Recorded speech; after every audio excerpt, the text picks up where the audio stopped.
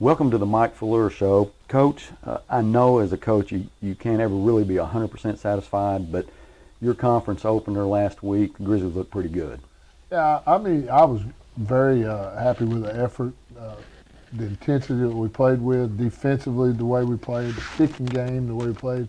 Wasn't real happy with the way we played on offense. We were able to make some plays to score some points, but we've got to get a lot better if we're going to win against good football teams. Well, Coach, do you think that the offensive performance may have had a little bit to do with having an unscheduled week off the week before, maybe trying to knock the rust off, and then playing against a team that had multiple defensive fronts and just trying to get your offensive line used to that? Well, I hope so. We'll see. But we've had a good week of practice. Our kids, that's the thing about this group. We were talking yesterday.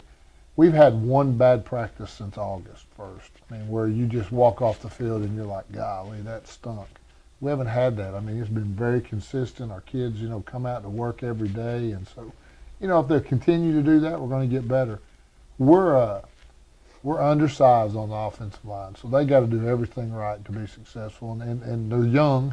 3 of them are, first-time starters. And so they just have to know that, to just keep to the grind. As we tell the grind, and keep going, and it'll get better as we go along. I guess a comforting thing for the offense is knowing that your defense is doing such a great job, and anytime you can keep an opponent at 0, it takes a little bit of pressure off the offense. And I know that you had 8 points in the first half against Bryant, and that was going to be good enough to win, not knowing it at that time. But you come back in the second half, and Coach, the play calling was awesome. The screen pass that you guys set up was brilliant. That went for big yards. You ran a couple of double tight formations. You had Kedrick in the backfield. That went for big. So your offense made a lot of gains in the second half. We did. We played better. And it does help that your defense is playing the way they are when you're struggling. If they're not playing good, you're in trouble. But they gave us a short end of the field most of the night, and so we count on them to do that. That's what kind of goes back to what I believe in. We're going to play great defense, and we're going to get better on offense. We've not turned the ball over much. One time Friday, which I like for it to be 0. So if you can do that, not beat yourself, and you play good defense, solid in the kicking game, you're going to have a chance. Well, Coach, every week we have an A to Z variety player of the game, and past week it was Trey Norwood, and he had a great performance. He almost busted 2 punt returns. He did break 1 for a touchdown. He threw a touchdown, or not a touchdown pass, almost to Byron, and I thought Byron was going to get in, but he got caught from behind, and I know you were going to give him a hard time about that this week. But Trey just had a great game. I think he had an interception also. Even with his standout performance, there were some other players. You had Tanner Cross, Matthew Jackson, Chewy Parga, who had a good defensive night, and he also had another great night kicking the football. Yeah, there were a bunch of guys that just played outstanding, and you hate to single one out, but Trey had a game that we really expect him and want him to have every week. But there are a bunch of guys that had great individual, and that's what it takes to win games. 11 guys having great individual efforts that make a team successful, and so they're all very unselfish. All they want to win football games.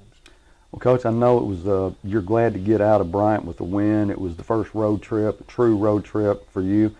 We're at it again tonight, going back to Little Rock to play the Little Rock Central Tigers. This team went 3-7 last year. We beat them 35-14. They've already won as many games this year as they won last year. They were 3-0 going into last week's game against North Little Rock. They lose that, but we're in their house tonight. Yeah, they're a good football team. They've gotten better every year. We've played them 3 years in a row now, and they've gotten better every year, and they are exceptional. If we go down there and don't play well, we won't leave there feeling good. So they've done it. Coach Register, who's been there for 3 or 4 or 5 years now, he's close to retiring, has done a great job. So we've got to be ready to play. They played a very good North Little Rock team last week, so it's going to be a challenge. Well, going into Quigley Stadium, Coach, there's a lot of places that maybe you can go on the road, aren't as intimidating. There's a couple places in the state. Mayo Thompson's one of them. Quigley's another one. So coming into their stadium on historic Little Rock Central campus, you got to keep those kids minds in the game because it can be a little overwhelming, I'm sure. Yeah, it's a different place when you pull in there and it's got that big wall all the way around it. And last year they pulled you through that and your buses could barely get in, but this year we're parking on the side. But it's a different kind of place. It's a neat place, and that school's beautiful sitting up there behind it. So it's that adds to the challenge. Well, Coach, they do have a lot of good athletes, and like you said, Coach Register's been around a long time. He knows how to coach football. They are a team that's probably going to throw the ball more than anybody we've seen this year, maybe with the exception of Greenwood. Our linebackers and our defensive ends, especially your outside linebackers, they have to play a lot of man coverage with the slot receivers, and they're going to throw the ball probably more than they're going to run it. I'm sure that you've been preparing for that. Yeah, they're a little bit more on the throwing side than they are running. It's not a big difference, but you've got. To me, when you play a team, you have to decide, and most of the time you need to take away them running the football first. If they can do both successfully, you're going to have a hard time. So we've got Coach Curry and those guys do a great job getting a plan up and making it simple to where our kids can execute it and not have to think on the field. And that's what makes those guys, be able to perform and play at the speed that you want them to play at. So we've got a big challenge. The quarterback's a young man that moved in there from Episcopal that threw for over 2,000 yards last year, so it'll be a challenge. Well, Coach, we got out of last week's game almost unscathed. You had an injury with Darius Carson. I don't think it's a major injury, but from what I understand, he's not going to be playing tonight. Yeah, he's a bad sprained ankle, and he's worked hard to try to get back, but he's still gimpy. So we'll hold him out tonight and hopefully, get him back next week.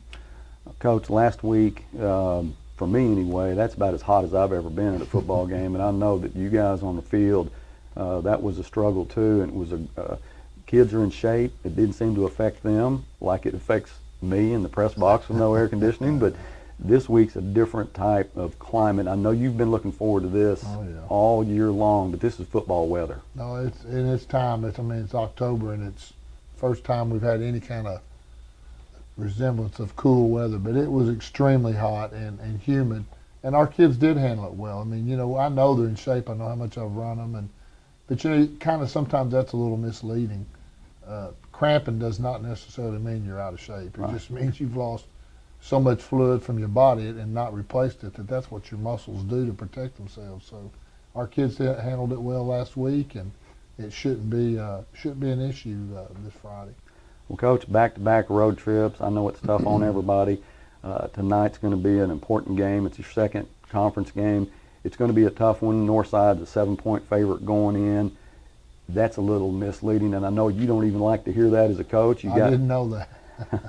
In two polls, we're a 7-point favorite going in.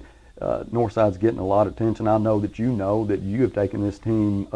We're not just citywide anymore. We're not statewide. We're nationwide, Coach. We got people in Bangkok, Thailand listening to us. Matthew Blaylock was in Anchorage, Alaska last week, bragging about the weather then. So you have got a lot of listeners, and I know that you're looking forward to the game tonight. We appreciate your time, Coach, and I know you got to get back to business.